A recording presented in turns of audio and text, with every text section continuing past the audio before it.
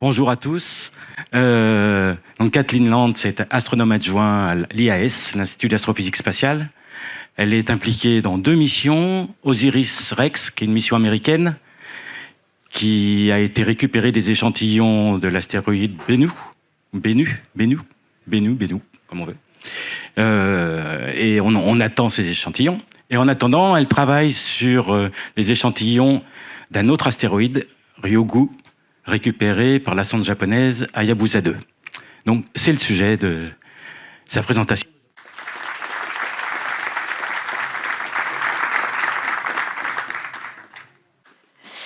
Donc bonjour, merci d'être là.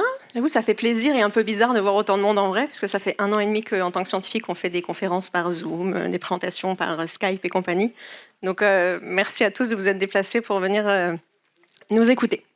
Donc voilà, je suis Kathleen Lance, donc astronome adjointe à l'Institut d'astrophysique spatiale. Donc c'est un laboratoire de l'Université Paris-Saclay du CNRS. Et je vais vous présenter des travaux qui se font aussi beaucoup grâce au CNES, qui dit mission spatiale en France, dit Centre spatial français.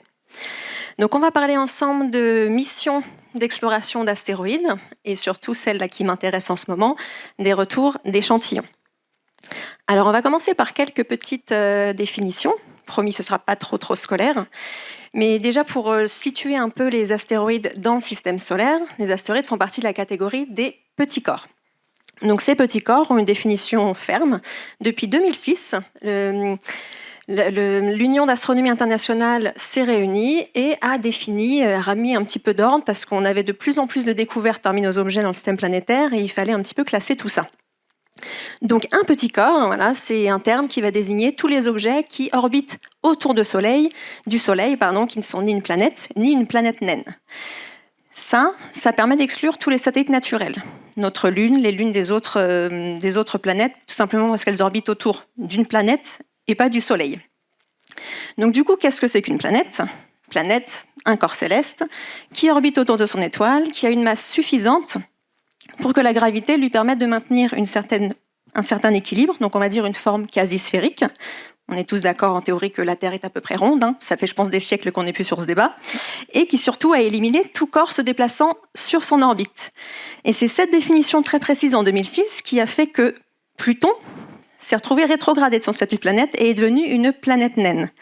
La planète naine, c'est comme une planète à part qu'elle n'a pas éliminé des corps qui se déplacent sur son orbite proche. Pourquoi ? Parce que Pluton, elle est entourée de tout un tas d'objets, qu'on appelle les objets de la ceinture de Kuiper, qui gravitent autour d'elle, et certains sont peut-être même plus gros qu'elle. Donc elle a perdu ce statut de planète. On y reviendra un petit peu plus tard, mais avec les nouvelles capacités d'observation que l'on a, on fait maintenant aussi des observations très précises de nos objets. On peut en faire une photo, vraiment, pas juste une observation comme ça à distance où on a vaguement une idée de la lumière qu'il renvoie. On en fait une photo et on se rend compte qu'il y a des corps qui peuvent être sphériques et qui pourraient, pourquoi pas, dans quelques années, accéder à ce statut de planète naine. Le système solaire, tel qu'on le connaît, en gros, c'est ça. Alors, une vue un peu poétique, schématisée. On a notre Soleil à gauche, je vois bien, nos planètes telluriques, les planètes géantes, et on s'arrête ici à Neptune. Les réservoirs des petits corps dans cette représentation sont les très connus ceintures principales d'astéroïdes, donc entre Mars et Jupiter. C'est grosso modo dans cet environnement-là qu'on va s'arrêter sur tout le reste de la présentation parce que c'est ce qui est le plus proche de nous. Donc, qui dit mission de retour d'échantillons, c'est bien d'y aller, mais il vaut mieux revenir. Et donc, on va avoir des objets qui sont assez faciles d'accès. Nous avons aussi ici donc, la ceinture de Kuiper, aussi appelés les objets transneptuniens. Donc, comme leur nom le désigne, leur orbite se trouve après Neptune. Pour avoir une petite information sur les distances, donc ce schéma n'est pas du tout à l'échelle. Pour vous rappeler, la distance Terre-Soleil, c'est 1 unité astronomique, et la distance Soleil, ici Neptune, c'est 30 unités astronomiques. Donc Neptune est 30 fois plus loin du Soleil que notre Terre. Nous avons potentiellement un autre réservoir qui est pour le moment uniquement hypothétisé, on n'a pas vraiment formellement observé, ce qu'on appelle le nuage de Oort.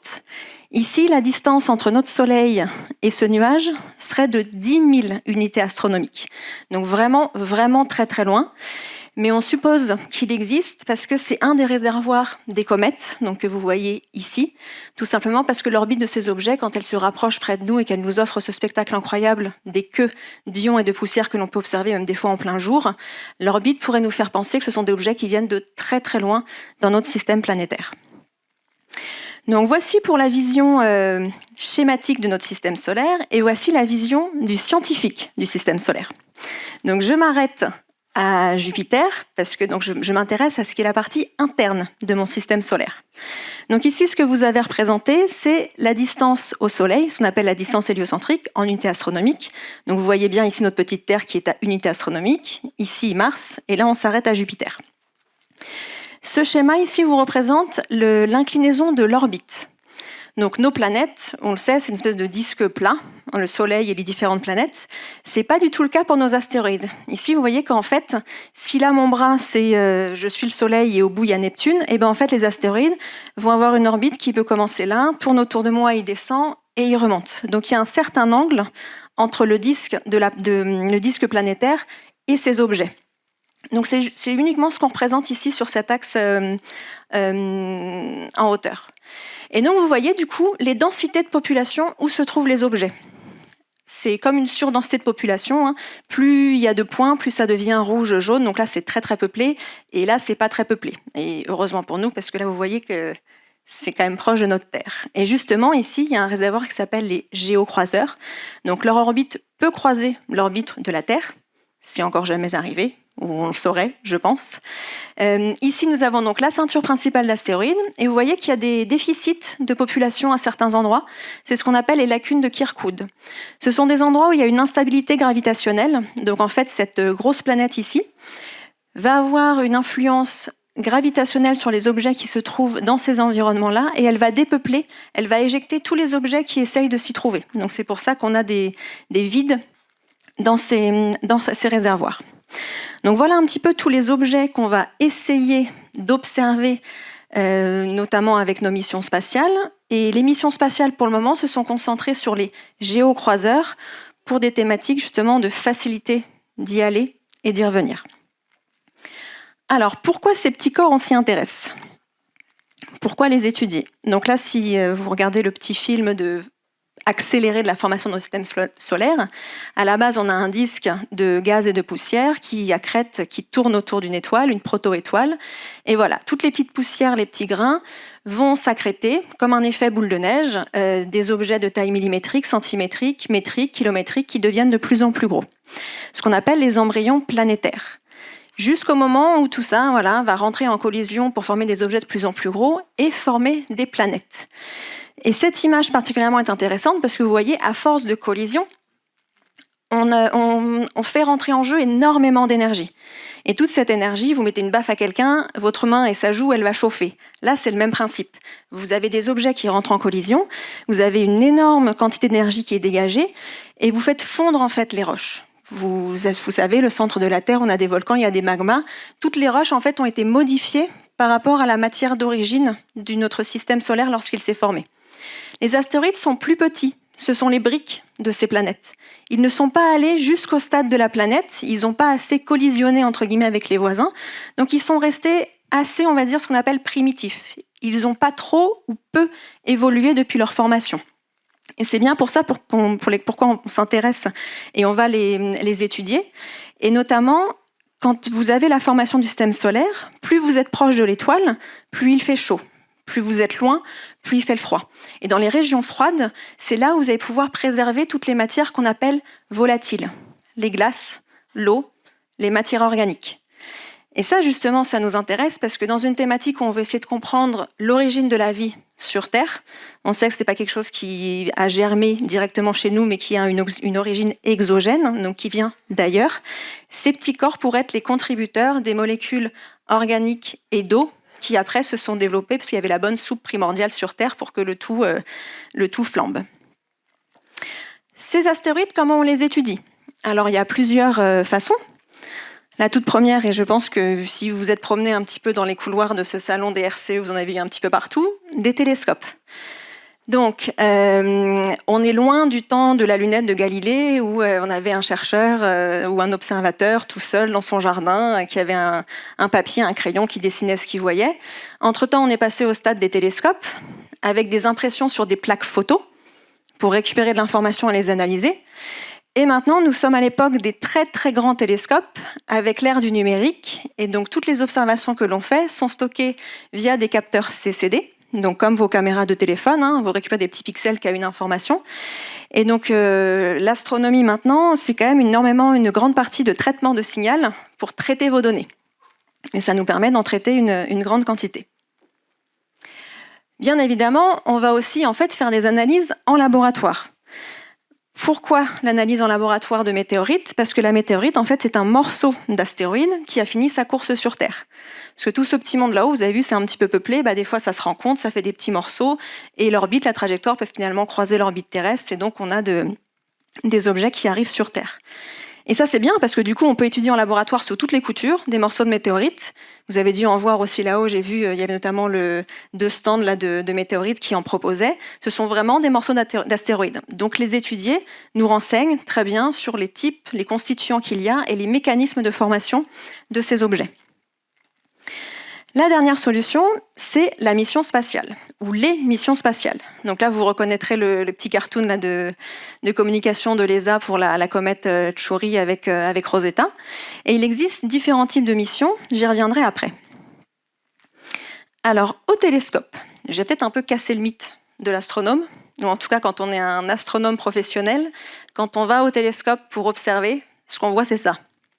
Des points blancs sur un fond noir. Je vous l'accorde, ça ne fait pas trop rêver. C'est moins cool que d'être un astronome amateur et de voir des jolies nébuleuses, de voir les anneaux de Saturne, ça fait quand même bien plus rêver. Mais voilà, pour l'information scientifique qu'on cherche, qu'on observe, c'est ça. Et en fait, dans ce champ d'étoiles, il y a un astéroïde. Sauf que l'astéroïde, il n'a pas sa propre lumière, il ne fait que réfléchir à la lumière du Soleil, il est assez petit, et donc là, en fait, c'est comme chercher une aiguille dans une meule de foin. Donc pour le trouver, on a un champ théorique d'étoiles. On lui dit, voilà, je suis au Chili, à l'ESO, j'observe dans telle direction du ciel, dis-moi où est l'astéroïde. Et donc là, c'est un petit peu un jeu de où est Charlie, et il faut trouver la correspondance avec les étoiles.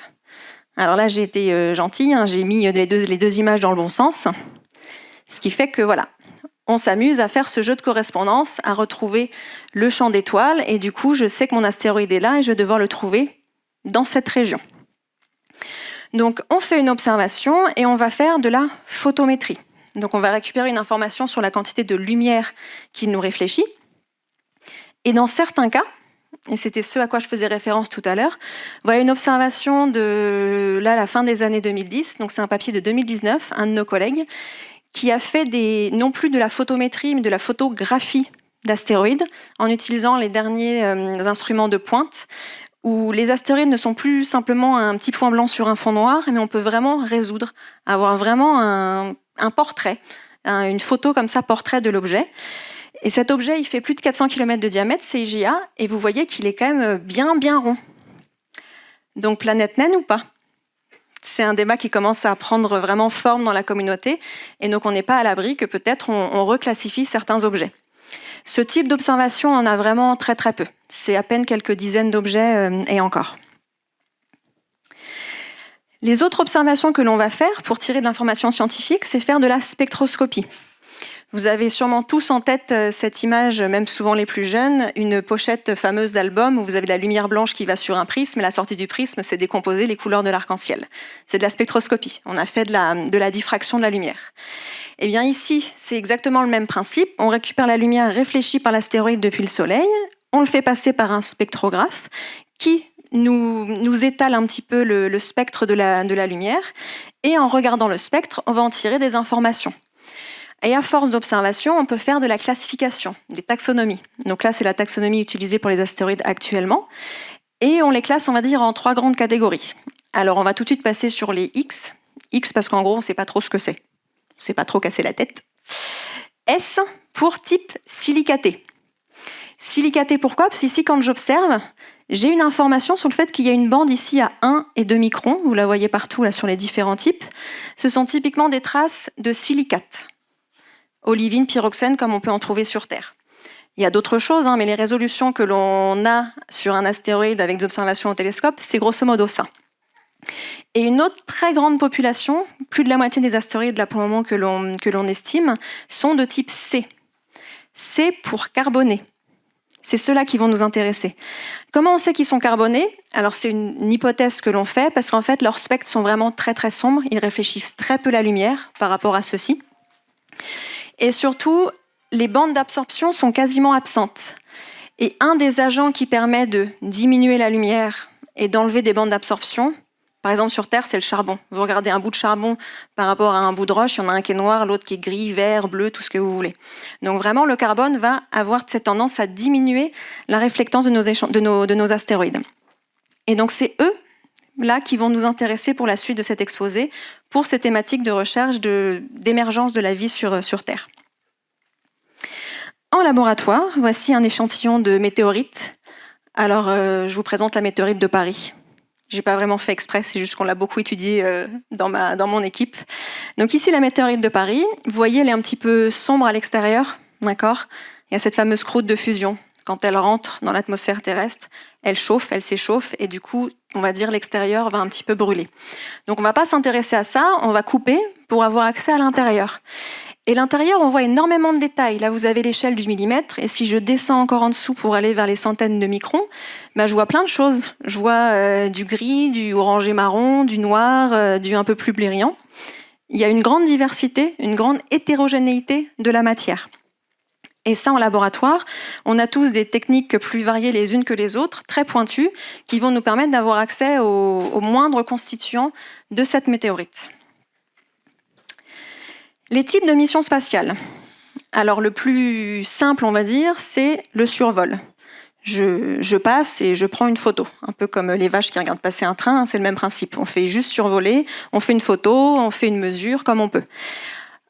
On ne va pas faire une mission spatiale juste pour un survol. C'est plus qu'on a un objectif et sur le passage, on rencontre un autre objet, et on en profite, on va faire une rapide caractérisation. Les mises en orbite. Donc là, vous reconnaissez la comète Chury. Donc là, vraiment, on a un objectif, on veut analyser en détail un objet, on y va, on se place en orbite et pendant quelques mois, années, on reste, on le cartographie sous tous les angles et on fait plein de mesures. Dans de très rares cas, on a la chance, alors c'était le cas à la fois pour la mission ici Rosetta et ici je vous mets l'exemple de la mission Hayabusa 2, on va pouvoir y déposer un petit rover qui va faire quelques mesures, mais c'est notre première mesure au sol. Donc c'est très intéressant. Et de manière encore plus rare, là ici vous avez l'astéroïde Itokawa. C'est le tout premier retour d'échantillon qui a été fait et c'est nos collègues japonais qui ont réussi cette prouesse. Où là, en général, c'est une mission qui combine plusieurs choses. Donc si je prends l'exemple d'Itokawa, ils sont arrivés sur Itokawa, ils sont restés en orbite pendant pas mal de temps, ils ont posé des petits rovers, et puis une fois qu'ils ont trouvé un endroit qui leur plaisait bien, ils se sont rapidement posés, ils ont récupéré des échantillons et qu'ils sont repartis. Alors j'insiste sur le fait que je vais dire se poser plusieurs fois, mais c'est pas je me pose, je prends le temps de prendre plein d'échantillons et je repars. Le mythe d'Armageddon où on atterrit, on y reste et on peut repartir, vous oubliez tout de suite. Ces objets sont tellement petits que la gravité ne vous permettra pas d'approcher comme ça et de repartir ensuite. Ce qu'ils font là pour ce type de retour d'échantillon, ce sont des touch and go. Je touche et je m'en vais. Ils arrivent, ils se posent à peine quelques secondes et ça repart tout de suite. Voilà un petit peu le bestiaire des astéroïdes qui ont été observés, étudiés par des missions spatiales jusqu'à présent. Ils sont tous là à l'échelle. Donc là, vous avez un objet qui fait quasiment 100 km de diamètre. Et vous avez des représentations de différentes missions. Donc pour un petit historique, vous avez là par exemple Gaspra. C'est le tout premier astéroïde qui a été observé via un survol, la sonde Galileo. Donc la sonde Galileo voulait voir le système galiléen. Et en allant vers Jupiter, elle en a profité. Elle avait sur son passage Gaspra, et elle l'a étudié. Ici en haut, vous avez Dactyle et Ida. Dactyle, c'est la toute première lune d'astéroïdes qui a été découverte. Pareil, avec une mission de survol. Ensuite, vous avez la première mise en orbite Ici, c'est Eros. Donc c'est la mission Shoemaker. Alors Eros, pour la petite histoire, les astronomes sont très romantiques. Eros, dieu de l'amour en grec. Et ils ont trouvé le moyen de faire la rencontre entre Eros et sa sonde spatiale un 14 février, jour de la Saint-Valentin. C'est pas une blague. Qu'est-ce que je peux vous dire d'autre dessus? Oui, vous avez peut-être reconnu ici la forme là, de Tchouri, donc la mission Rosetta. Là, vous avez d'autres comètes avec les sondes Deep Space, Stardust. Et là aussi, c'est très intéressant. Nous avons maintenant les programmes spatiaux chinois, même indiens, israéliens. Il y a de plus en plus de nations comme ça qui émergent sur la scène du spatial et qui vont faire de la science vers des objets. Donc juste pour vous donner une petite idée des tailles, donc ici cet astéroïde, en gros, c'est la distance Paris-Orléans. Donc ça commence quand même à être un petit peu gros, si ça nous tombe dessus un jour. Et pour vous montrer que les Américains sont très forts sur la com, ils ne se sont pas juste contentés de prendre comme moi un petit map et de vous montrer une distance, ils ont fait des vraies comparaisons. Donc je vous présente Bennu. Bennu qui est donc l'astéroïde cible de la mission Osiris-Rex américaine, qui fait donc environ 500 mètres de diamètre. Donc ils sont américains, donc ils ont comparé ça forcément à un symbole des États-Unis. Mais ils ont pensé à leurs petits collègues internationaux et on peut se vanter que ce soit la Tour Eiffel qu'ils aient choisi quand même. Donc voilà, vous avez un peu une idée de la taille de Bennu, que l'on considère quand même comme un astéroïde assez petit.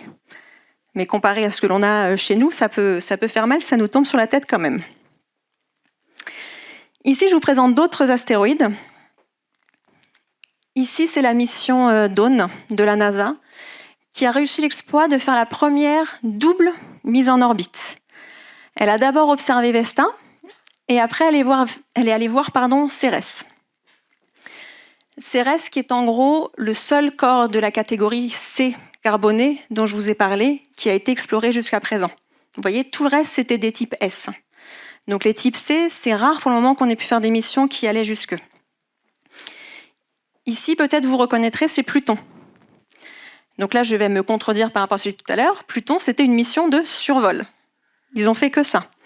Pourquoi ils ont fait que ça? Mais ça reste quand même un exploit, parce que Pluton est tellement loin que le temps d'y aller, on n'est pas arrivé. Donc la NASA a pris le parti de faire une mission qui va très très vite, mais qui allait tellement vite que pour s'arrêter, faire une insertion en orbite, c'était impossible. Mais c'est pas grave, ils ont fait de magnifiques mesures et images de Pluton, et on peut faire en fait de la géologie maintenant avec ce genre d'images. La résolution est telle qu'on essaye de comprendre là les différentes couleurs, là, ce sont des fausses couleurs, mais on a des mécanismes qui peuvent expliquer tout ce qu'on est en train de voir sur cette photo. Et par comparaison, la meilleure image qu'on avait de Pluton avant New Horizons, c'était ça. Donc on pouvait avoir vaguement une idée que il y avait peut-être une surface qui était un peu plus réfléchissante ici, mais il n'y a pas photo, si je peux me permettre l'expression, entre les deux photos.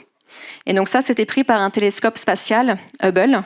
Et d'ailleurs, nous avons un nouveau télescope spatial qui va bientôt partir, on croise les doigts, le James Webb, qui nous fera aussi, on espère, de belles observations de différents corps.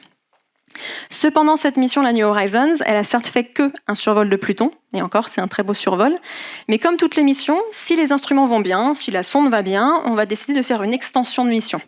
Et il faut aussi que les gouvernements soient OK pour les budgets. Et donc New Horizons, elle est en train de continuer son trajet, là, elle va vers les confins du système solaire, et donc elle a des cibles, elle va observer des objets transneptuniens. Elle l'a déjà fait, elle va continuer à en faire parce que tout le moment, tout se passe bien pour elle. Alors, vous pouvez me dire, mais OK, pourquoi on fait un retour d'échantillon? Parce que vous nous montrez qu'on fait des trucs quand même super chouettes, même juste avec des survols. Oui, mais quand même. Donc, ici, je fais un petit peu un résumé de tout ce que je vous ai raconté jusqu'à présent. Donc ici, sur ma vision du système solaire interne, on a des détections d'orbite de plusieurs centaines de milliers d'objets. On a maintenant un bon bestiaire d'objets qui sont observés, mais observés dans le sens orbite caractérisée. Pas forcément observés dans le sens j'ai l'information de la lumière qui la réfléchit, qui va jusqu'à moi. Donc si on veut cette information, et oui, on la veut, c'est pour ça qu'on les étudie, donc on utilise la spectroscopie visible proche infrarouge pour essayer de classer tous ces astéroïdes. Donc là, je vous remets les catégories. Type S, qui est assez réfléchissant, et les types C, qui ont un albédo plutôt très faible, donc la quantité de lumière que ça nous réfléchit. Et ces objets se sont majoritairement formés plus proches du Soleil ou plus loin. Mais en fait, Jupiter et notamment Saturne, lors de la formation du système solaire et dans son histoire, ont eu des épisodes de migration. Et en migrant, c'est comme un jeune chiot dans un jeu de quilles, hein, tout s'est retrouvé éjecté, donc l'intérieur vers l'extérieur vers l'intérieur, etc. Et du coup, on a eu un mélange de ces différents objets. Ce qui fait que même la type C, qui en théorie se sont formés plus loin du Soleil, se retrouvent, pour certains, même ici dans l'orbite géocroiseur. Et c'est pour ça qu'on a des missions spatiales de retour d'échantillons qui peuvent aller jusqu'à ce type d'objet. Donc là, je vous ai remis la photo d'Itokawa grâce à la mission spatiale et la photo de Mathilde, un des représentants, où il n'y a pas vraiment eu d'observation, ça a été juste une photo vraiment de cet objet. Donc c'est nécessaire parce qu'on veut comprendre ce qu'il y a dans ces astéroïdes, et sauf que tout ce que l'on fait, à part avoir une mission spatiale ici qui peut avoir une observation détaillée. Si vous reprenez mes petits points blancs sur un fond noir de tout à l'heure, j'ai pas une aussi jolie information que ça. Je vais avoir un spectre unique qui peut des fois être assez bruité, on va dire une photo un petit peu floue, et je dois considérer que ce spectre unique est la seule information que j'ai. Sauf que quand vous comparez un spectre unique d'un objet qui fait quelques centaines, voire quelques centaines de mètres, voire centaines de kilomètres, et qu'en laboratoire, vous avez une météorite qui vous dit qu'il y a tout ça, c'est pas facile de faire le lien. Donc ce que l'on veut vraiment, c'est faire un retour d'échantillon pour avoir une traçabilité de notre échantillon, savoir d'où on vient. Parce qu'une météorite, soit, en général, ce que vous faites, c'est que vous la trouvez. Souvent dans les déserts, on les récupère, on le trouve. C'est assez rare que l'on voit la chute de la météorite. Et quand bien même on voit la chute de la météorite, on ne sait pas d'où ça vient avant. Il nous manque vraiment ce lien entre notre objet en laboratoire et l'objet que l'on est en train d'observer. Donc voilà, une mission spatiale, ça sert en fait à boucler la boucle, de retour d'échantillon, j'entends. Donc souvent, ce qu'on fait en tant qu'astrophysicien, quand on fait des manips de laboratoire, on va essayer de reproduire en labo un phénomène que l'on sait se passer dans l'espace. On fait des expériences et on compare ça aux observations télescopiques que l'on a donc faites depuis la Terre. Donc on compare des choses de laboratoire avec des mesures, on va dire, de l'ordre kilométrique. On a des fois la chance d'avoir une sonde spatiale qui fait une mesure et qui va faire des mesures à différentes orbites. Donc c'est comme ça, elle utilisait différents zooms. Elle fait des fois des mesures où ce qu'elle voit, c'est l'échelle de plusieurs centaines de mètres. Et puis si elle se rapproche, elle va voir seulement plusieurs mètres. Donc on descend comme ça à l'échelle jusqu'à avoir des petits robots qui vont pouvoir se poser à la surface et faire une mesure encore plus proche. Et dans de très très rares cas, la collecte d'échantillons que l'on ramène sur Terre, que l'on étudie sous toutes les coutures pour comprendre qu'est-ce que c'est, d'où ça vient, faire le lien du coup entre ça et ça. Même si on l'a que sur très peu d'objets, on peut après faire une espèce d'extrapolation sur toutes les catégories d'objets que l'on va observer. Et surtout, ça fait le lien entre ce qui est la réalité et peut-être réinjecter des hypothèses pour changer nos expériences de laboratoire et vraiment comprendre ce qui se passe sur ces objets. Donc c'est vraiment la notion de traçabilité et de non-contamination des objets. Si je reprends l'exemple de la météorite dans le désert, il suffit qu'il y ait un dromadaire qui ait craché dessus avant que le chasseur de météorites l'ait réceptionné, et vous avez de la matière organique, en veux-tu, en voilà, c'est foutu. Donc les objets qu'on va récupérer vont être ouverts dans des environnements ultra propres, tout est maîtrisé, pour être sûr que si jamais on voit des acides aminés encore inconnus, ça vient bien de là-haut et pas juste une contamination terrestre. Si on fait un petit historique des missions de retour d'échantillons, donc pas forcément d'astéroïdes, puisqu'il n'y en a pas encore beaucoup, mais les très connus, ce sont les missions lunaires. À partir de 69, mission Apollo, puis les missions aussi soviétiques avec les missions Luna, on a récupéré environ maintenant 400 kilos, là vous voyez, en l'espace de 7-8 ans, 400 kilos de matière lunaire. Alors pour la petite info, les 400 kilos, c'est en gros 400 kilos américains et peut-être 500 grammes soviétiques. Pourquoi ? La NASA en fait a fait 6 missions de retour d'échantillons qui ont fonctionné, mais elle a envoyé des astronautes qui ont collecté directement. Donc ils y sont allés franco, ils ont ramassé des gros cailloux, même des fois 100 kilos en une seule mission. Alors que les Russes ont plutôt envoyé des petites choses robotisées qui ont collecté de la matière et qui après sont reparties. D'où la différence de collecte. Un autre tour d'échantillon qui nous intéresse aussi pour les thématiques planétaires, ici vous avez la mission Stardust, qui est allée explorer la comète Wild 2. Et là, on a récupéré des milliers de particules de cette queue de comète. Donc on ne s'est pas posé sur le noyau, on a attendu qu'elle soit suffisamment proche du Soleil pour faire cette fameuse queue de poussière, d'éjection de matière. Et en fait, ça a utilisé une espèce de raquette comme un filet à papillon. La comète, elle se déplaçait et la sonde spatiale était derrière à récupérer des particules. Avec ceci. Donc voilà, une espèce de raquette collectrice. Et là, en fait, les petits trous, donc c'est pas des petits trous, il y a des choses à l'intérieur. Et les particules, en fait, se plantaient dedans. Donc se plantaient comment ? Ici, vous avez la phase d'entrée, la particule rentre, donc ça fait un impact, ça explose un peu, vous voyez ça un peu comme une sorte de gelée. Et vous avez à la fin, ici, la trace de la particule. Et tout au bout, si vous pouvez le voir, vous avez un petit quelque chose là, noir. Et ben, c'est une particule de comète.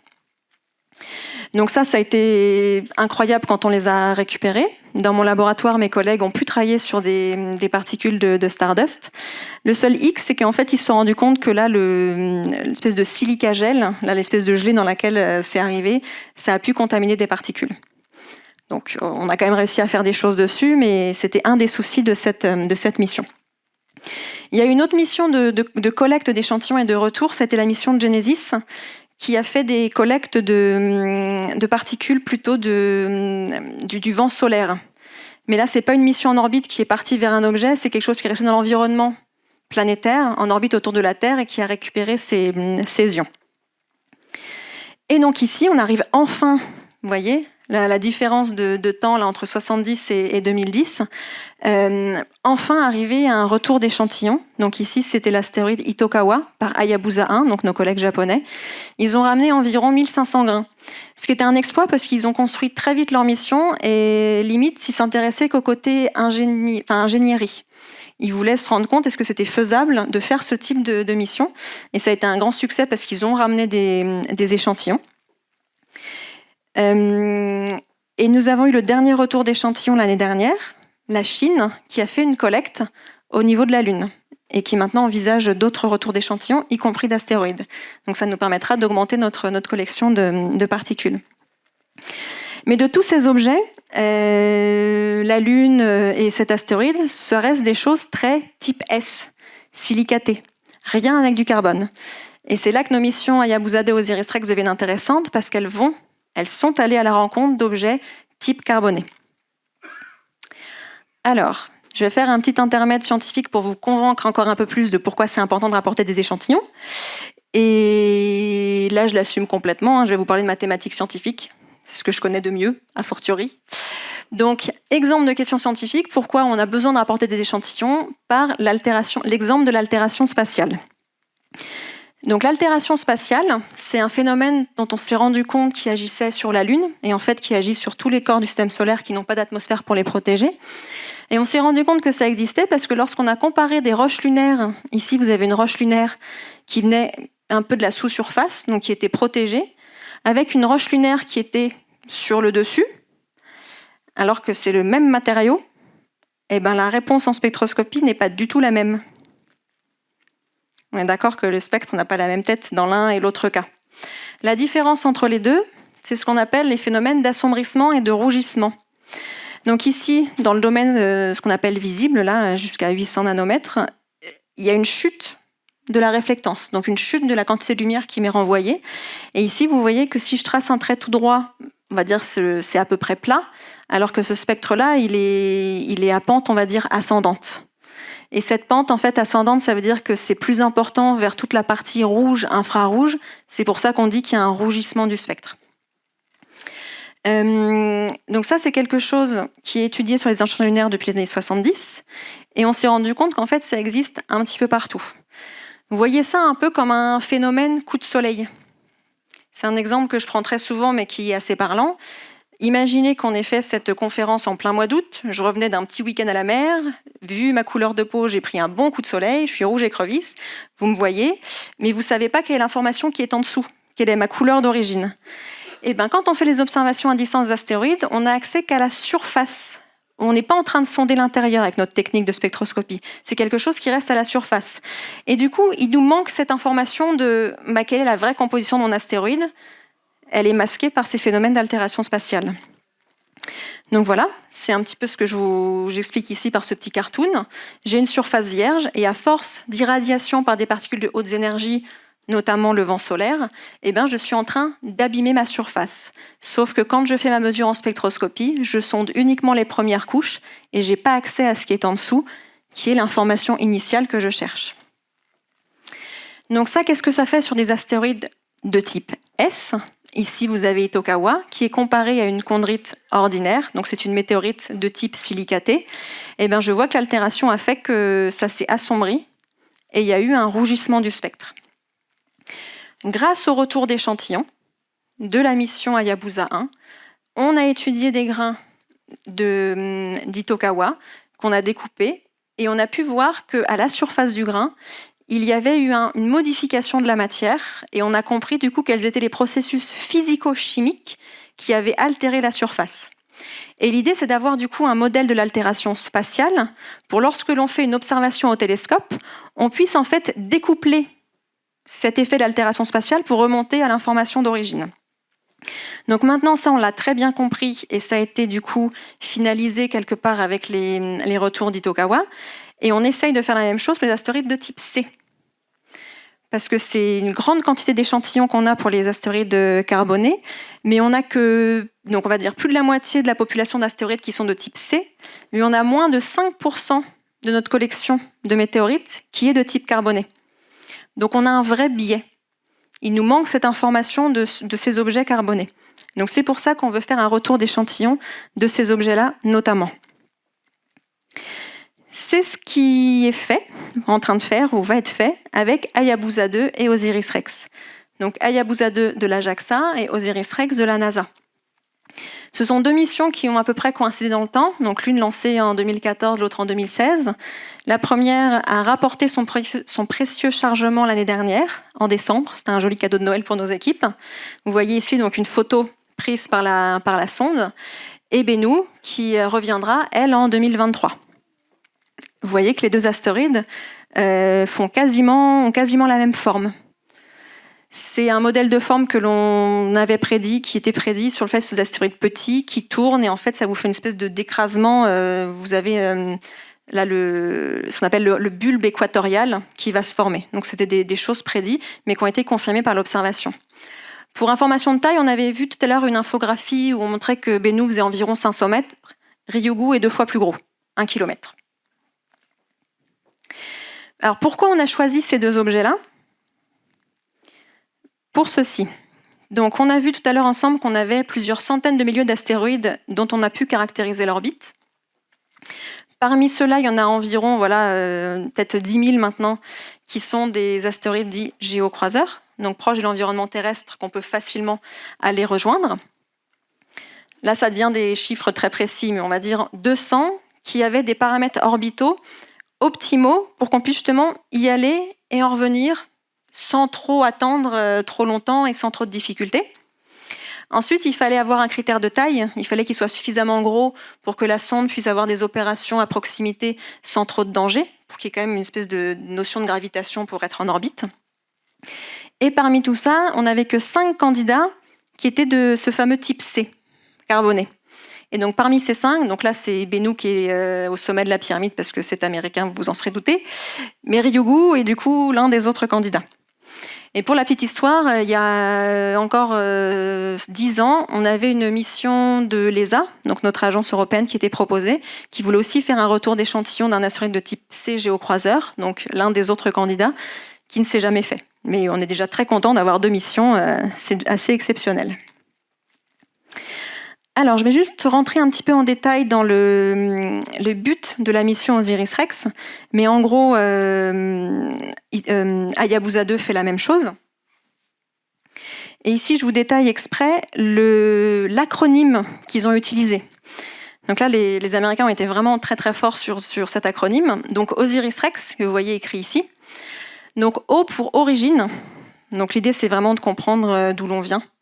l'émergence de la vie sur Terre, vraiment les origines. Et ça, c'est peut-être les petits corps carbonés qui peuvent nous renseigner là-dessus. Donc spectrale, interprétation spectrale. Donc, parce qu'on veut faire correspondre les données au télescope avec les données de mission spatiale. Donc on va utiliser la même technique. C'est plus facile pour intercomparer. Et ça, c'est la spectroscopie infrarouge qui nous permet de le faire. Identification des ressources. Alors ça, c'est un peu une nouvelle thématique. Vous avez peut-être entendu parler depuis quelques années de l'exploitation minière de la Lune, d'astéroïdes, etc. On veut y trouver des matériaux rares. Donc, il y a beaucoup de projets qui surfent sur la vague un peu de la nouveauté là, en com sur le fait d'aller faire une identification des ressources potentielles sur ces objets-là. La sécurité. La sécurité, pourquoi ? Parce que, en partant du principe que il y a 65 millions d'années, les dinosaures ont été exterminés par un astéroïde, et on s'est posé la question en fait, il faudrait peut-être les étudier mieux pour comprendre quelles sont toutes leurs propriétés physiques, pour savoir proposer une solution de mitigation. Donc, si jamais il y a une vraie menace, un astéroïde qui se dirige vers nous, comment on fait ? Est-ce qu'on s'appelle Bruce Willis, on met une bombe nucléaire et on n'en parle plus ? Sauf que si votre objet, il n'est pas désintégré, mais il s'explose en des dizaines de milliers de morceaux, certes plus petits que l'original, mais que dans 10 ans, il recroise l'orbite terrestre, vous n'avez pas résolu le problème. Donc il faut vraiment comprendre quelles sont les propriétés physiques de cet objet pour proposer la meilleure solution de défense. Et enfin, donc, explorateur de régolithes. Donc ça, c'est uniquement le fait qu'on avait quelque chose qui allait collecter la surface. Donc un astéroïde, on appelle sa surface le régolithe. En fait, c'est une couche, un peu comme une couche de sable ou une couche de suie, des particules vraiment très très fines. Donc on appelle le régolithe. Pour on va dire un peu la mythologie de la mission, ils ont dédié ça, donc ils ont cherché le mot Osiris. La première chose, c'est que Osiris permettait de faire les inondations, les crues du Nil, donc de permettre l'agriculture, etc. dans l'Égypte ancienne. Et du coup, il faisait le lien avec ça, avec la dissémination des molécules organiques pour faire après l'émergence de la vie sur notre Terre. Et il y avait aussi le côté qu'il ne faut pas oublier que c'était quand même le dieu du monde souterrain, d'accord, le dieu de la mort. Et pour eux, ça faisait écho au fait que si on s'en prend un jour sur la tête, bonjour, au revoir. Voilà, c'est ça un petit peu la philosophie du nom de la mission. Une mission de retour d'échantillon telle qu'Osiris-Rex Hayabusa 2 a fonctionné sur le même principe. On arrive à l'astéroïde, on s'approche gentiment, donc on fait des photos de plus en plus grosses, on a de plus en plus de détails sur la forme de l'astéroïde. Et après, on va avoir plusieurs campagnes d'observation, ce que je vous disais tout à l'heure, à différentes altitudes. Donc c'est comme si on faisait des zooms de plus en plus importants. Et donc, vous voyez qu'on est arrivé en septembre 2018, on a commencé vraiment à faire des campagnes d'observation en janvier 2019, et il y a eu quasiment 1 an et demi où on a tourné autour à faire différents programmes comme ça d'observation pour faire des observations de plus en plus détaillées. Jusqu'à l'année dernière, à l'été, où ils ont fait ce qu'ils appellent donc le touch and go, la collecte de l'échantillon.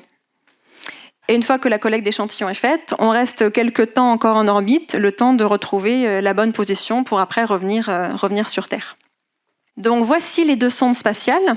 À gauche, Hayabusa 2, à droite, Osiris-Rex. Je ne vais pas rester très longtemps, c'est juste pour vous montrer qu'il y a une batterie d'instruments pour la communication, la sécurité, la navigation, etc. Et nous, ce qui nous intéresse, c'est là ce que j'ai entouré en vert, ce sont tous les instruments d'observation à but scientifique. Des caméras pour la photométrie et des spectromètres pour faire de la spectroscopie. Donc les deux sondes spatiales en avaient, et du coup, vu qu'elles font des observations en spectroscopie, ce qu'on cherche à faire, c'est comparer en laboratoire avec cette même technique. J'y reviendrai juste après. Voici des photos prises sur Ryugu, donc la mission Hayabusa 2, qui ont donc lancé là, des petits robots qui s'appelaient les Minerva et qui ont fait, vous voyez à gauche et à droite, là c'était les toutes premières photos d'astéroïdes que l'on avait en se posant sur la surface d'un astéroïde. Donc c'était un peu une grande découverte. Et je vous ai défini tout à l'heure ce qu'était un régolithe d'astéroïde, à savoir une surface toute jolie, toute lisse avec de la poussière, qui correspond en gros à ça. C'était l'idée qu'on avait des surfaces d'objets planétaires. Donc là, vous avez la Moon Boot de Buzz Aldrin. Donc on a laissé une jolie empreinte. Donc on a fait des systèmes de collecte d'échantillons pour nos missions Hayabusa 2 et Osiris-Rex qui permettaient de récolter ça. Et aux surprises, quand on a vu ça, une surface avec plein de cailloux, des roches dans tous les sens, ça a été un grand défi technique pour les ingénieurs de trouver des endroits où on pouvait effectivement faire une collecte de façon sécuritaire des échantillons. Ça, c'est une image prise par la sonde mère Hayabusa 2, qui est en train de voir ici son petit atterrisseur mascotte. Alors, on ne le voit pas très bien, on va le voir mieux juste ici. Voilà, il est un peu plus descendu, et là, il montre une face qui est éclairée par le soleil, donc on le voit bien. Et là, vous avez donc mascotte, c'est pas plus gros qu'une boîte à chaussures, hein, ça fait du 30 par 25 par 20, à peu de choses près. Et ça, pareil, il y a eu plusieurs instruments scientifiques dessus, un spectroscope, un magnétomètre et des caméras pour faire aussi des mesures au plus près à la surface. Donc, les collectes d'échantillons sur Ryugu. Je dis les collectes parce qu'il n'y en a pas eu une, ils se sont offert le luxe d'en faire 2. Et 2, pas n'importe lesquels. Donc là, vous avez la sonde, c'est une vue artistique qui s'approche et il y a une espèce de, comme une corne ici sous la sonde qui vient brièvement se poser puis aspirer des matériaux que vous voyez juste ici. Donc ici, la corne, juste après qu'elle se soit posée et repartie. Et du coup, vous voyez, là, il y a plein de choses qui sont en train de voler. Donc, première collecte qui semblait réussie. Et ils ont fait une deuxième collecte, ils se sont lancés à un défi, nos collègues japonais. Ils se sont dit, on veut aussi récupérer de l'information de la sous-surface, donc allons-y, on fait un cratère, et on va se poser dans le cratère, et on récupère du coup la matière qui est en dessous. Et pari réussi. Ils avaient à bord d'Hayabusa 2 un petit projectile en cuivre de 2 kg, qu'ils ont lancé. Et là, vous voyez le moment où ça impacte la surface. Ça a fait des projections. Ici, vous avez le zoom. Et donc, leur deuxième collecte d'échantillons, ils ont réussi à le faire à proximité de ce cratère. Donc, où en théorie, la matière de la sous-surface a été excavée, s'est reposée, et donc on a 2 échantillons types de l'astéroïde. Ce qui est mature au-dessus, qui a subi l'irradiation, etc. Et ce qui est plus primitif, qui était en dessous. Pour Bennu, il y a eu aussi une collecte, donc c'est le même principe.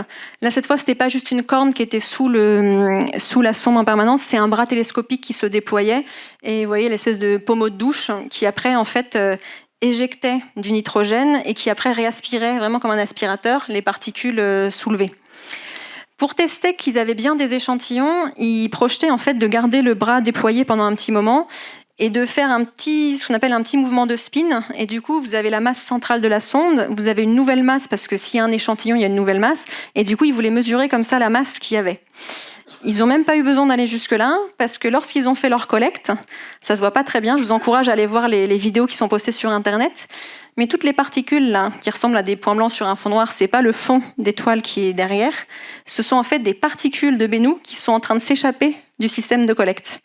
Ils ont tellement bien reçu leur collecte qu'il y avait un trop-plein et que ça débordait. Donc ils ont vite pris la décision de ranger dans la capsule de retour ces échantillons pour les protéger.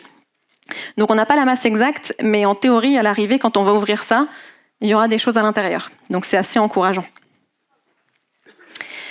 Si je parle de l'aspect un petit peu plus scientifique de ces données, donc je vous disais qu'on fait de la spectroscopie depuis les télescopes au sol, on fait de la spectroscopie en laboratoire et donc de la spectroscopie avec les missions spatiales, la même technique pour intercomparer.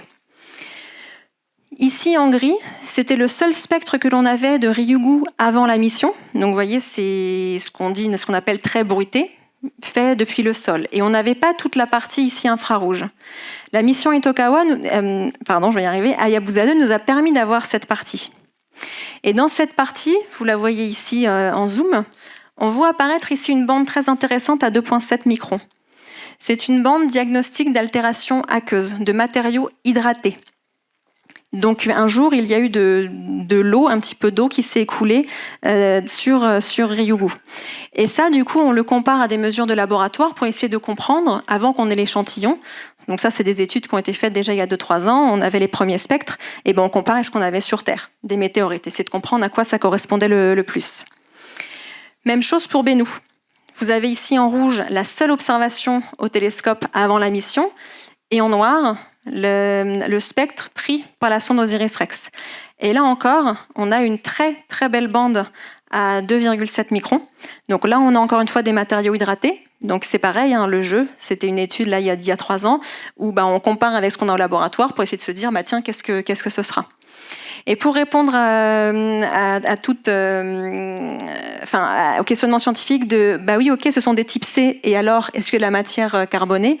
Eh bien oui, sur ces objets, on voit ici des bandes, ce qu'on appelle les bandes à 3,4, un petit peu partout à la surface des objets.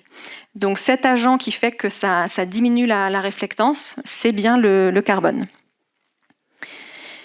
Ici, très rapidement, donc voilà, on a nos grains de Ryugu qui sont arrivés sur Terre en décembre. Donc ici, vous êtes dans le désert d'Australie, la capsule avec son petit parachute lorsqu'elle est arrivée, que donc nos collègues japonais ont rapporté dans leur laboratoire, donc une salle ultra propre. Et je ne sais pas si vous avez tous eu la chance de voir ces échantillons, mais voilà les échantillons de Ryugu rapportés par Hayabusa 2. Donc, je vous disais, ils ont fait 2 collectes. Donc, ils avaient rangé le premier site de collecte dans une chambre et le deuxième dans une deuxième chambre. Et pour la petite histoire, ils ont donc récupéré 5,4 grammes d'échantillons. Ça peut paraître pas beaucoup, mais c'est beaucoup plus que ce qu'ils espéraient. Beaucoup plus à tel point qu'en fait, pour chacune des chambres, ils avaient prévu que ces 2 portes échantillons-là. Et il y en avait tellement qu'ils ont dû, en catastrophe, refaire ici pour pouvoir transvaser tous leurs échantillons. Donc voici tous les échantillons qu'on a récupérés de Ryugu. Et ici, vous avez donc les échantillons Ryugu dans les laboratoires. Et ici, c'est un laboratoire de la JAXA. Donc c'est la salle blanche, donc ultra propre, très préservée, atmosphère contrôlée, etc. pour qu'il n'y ait aucune altération des grains de Ryugu avec, par exemple, l'atmosphère terrestre qui est chargée en humidité, en eau, qui pourrait contaminer nos échantillons. Donc voilà, on est tous en tenue de cosmonaute, à travailler sous des enceintes sous vide, sous ADOS, etc. Et ce que vous voyez en fait dans cette petite boîte, c'est un instrument français que mon laboratoire a développé, qui s'appelle Microméga, la Curation, qui est un microscope hyperspectral. Donc ça, qu'est-ce que ça veut dire? Eh bien, en fait, là, c'est une image qui est prise par ce fameux Microméga. Donc vous voyez un grain isolé par rapport aux 6 porte-échantillons que j'ai montré tout à l'heure, ce qu'on appelle les bulks. On avait tous les grains en vrac. Là, on en a sorti un pour l'étudier. Vous voyez à peu près la taille, là ça fait 1 mm, donc c'est peut-être quelque chose qui fait 2 mm sur 1,5. Et en fait, Microméga, ce qu'il fait, c'est qu'ici, à chacun des pixels de l'image, donc il y a 256 par 256 pixels, on en sort un spectre. Du coup, on passe d'une caractérisation de l'astéroïde vue par un télescope où on a en gros une moyenne de toute la surface, à la sonde spatiale qui a fait des spectres peut-être de l'ordre du mètre, à quelque chose là qui est de l'ordre de la cinquantaine de microns. Donc on peut déjà faire une résolution spatiale de nos échantillons qui est plus importante. Et voilà ce qu'on en fait. Vous avez donc ici les spectres de Ryugu de la sonde spatiale, et voilà les spectres moyennés donc sur toute la surface des 6 échantillons que j'ai montrés jusqu'à présent. Donc la chambre A ici et la chambre C en dessous. Et on voit qu'on a une très très belle bande ici à 2,7, et ici on voit commencer à pointer les organiques. Et Microméga, qu'est-ce que ça fait en ce moment? On est en charge en fait de produire un catalogue. Donc tous les échantillons que vous avez vus en vrac là dans les 6 portes d'échantillons, on est en train de sortir grain par grain. Ils sont tous vus en ce moment par Microméga pour faire un catalogue. Dans quelques mois, la JAXA va ouvrir ces échantillons pour faire un appel d'offres. Donc des scientifiques du monde entier pourront demander à avoir des échantillons pour faire une étude précise dessus. Et pour qu'ils sachent quel type d'échantillon ils veulent, eh ben on fait ce catalogue pour avoir la forme et les composants, on va dire, principaux qu'il y a dedans, parce que peut-être que quelqu'un veut étudier que le carbone ou que le silicate ou que le carbonate, ce genre de choses. Donc on a comme ça une idée très précise de ce qu'il y a au moins dans les grains. Et ça, c'est quelque chose que l'on fait depuis quelques mois maintenant aussi dans mon laboratoire. On a donc des échantillons de Ryugu là, en France. Hier, j'étais en salle blanche toute la journée pour faire des mesures dessus. Donc nous, on a obtenu des échantillons tout petits. Vous voyez, là, c'est 40 micromètres. Donc 40 microns, 1 millimètre, c'est 1000 microns. Donc on ne peut pas le voir, d'accord ? Souvent, ce qu'on dit, c'est que l'œil peut résoudre 100 microns, qui est la taille d'un cheveu. Donc là, on va dire on est 2 fois plus petit. Et vous voyez, cet échantillon, en fait, on le monte au bout d'une pointe. Et cette pointe, on va la mettre sur un moteur qui va tourner. On va le faire tourner sur tous les angles pour faire ce qu'on appelle de la tomographie. On va reconstruire le grain en 3 dimensions. Alors, on est en train de le faire actuellement sur les échantillons Ryugu. Ça, c'est une préparation faite sur une autre météorite. Donc, c'est une collègue qui a développé cette technique et qui est revenue justement pour travailler sur les échantillons de Ryugu. Vous voyez ici un même type d'échantillon monté sur pointe. Quand c'est observé en X, on peut faire le modèle de forme. On reconnaît bien la structure. Et la spectroscopie infrarouge que l'on fait, nous, ici, à l'IS, en fait, vous avez la lumière infrarouge qui va passer à travers l'échantillon, et vous faites ça pour les 180 degrés de rotation jusqu'à ce que le haut se retrouve en bas. Et du coup, vous sondez l'intérieur de l'échantillon. Et ça, c'est très important, parce que du coup, on utilise la même technique que les sondes spatiales et que le télescope, la spectroscopie. Mais cette technique a en plus le bon goût d'être complètement non destructive. On n'a pas besoin de toucher à l'échantillon pour aller regarder à l'intérieur. Donc ça, c'est vraiment quelque chose qui est très intéressant pour ne pas détruire, on va dire, les échantillons que l'on reçoit. Alors, je suis désolée, je ne peux pas vous en dire plus. C'est sous embargo, c'est confidentiel. Dans quelques mois, ce sera différent. Donc, peut-être à la prochaine fois pour avoir plus d'informations. J'espère qu'à ce moment-là, Ryugu n'aura plus de secret pour nous. Mais en tout cas, on est vraiment au tout début des analyses. Donc là, c'est par exemple, cette semaine, on a fait un symposium avec toute la JAXA pour mettre un petit peu en commun ce que chaque équipe préliminaire avait pu voir dessus. Donc, ça prend forme. Restez connectés sur le sujet. Et là, malheureusement, c'est pas beaucoup mieux. Ça va rester une page blanche, mais nous, on les attend. Ça ne revient que dans 2 ans, en septembre 2023. Mais j'espère aussi qu'on pourra faire énormément de choses incroyables sur ces échantillons. Et donc, j'espère vous avoir montré que voilà, on est en train de vivre une nouvelle ère de retour d'échantillons qui est absolument incroyable. Ça a commencé dans les années 70 avec la Lune.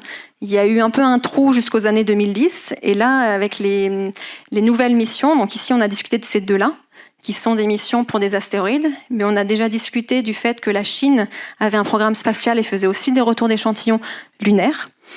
On a potentiellement la Chine qui va faire aussi une mission de retour d'échantillons d'astéroïdes. Vous avez entendu parler avec Sylvestre des retours d'échantillons martiens potentiellement dans les années 2030. On va avoir aussi la JAXA qui est en train de faire une mission à destination de l'astéroïde Phobos, satellite martien. Ça a les 2 dénominations. Justement, la mission pourra nous permettre de dire est-ce que c'est un astéroïde qui a été capté par l'orbite de Mars ou un bout de Mars s'est détaché pour en devenir un satellite. Mais on a aussi tout un tas d'autres missions qui ne vont pas faire des retours d'échantillons, qui vont faire de l'exploration de notre système planétaire. Vous avez peut-être entendu parler de Bepi-Colombo, qui va aller explorer Mercure, de JUICE, qui va aller explorer le système jovien.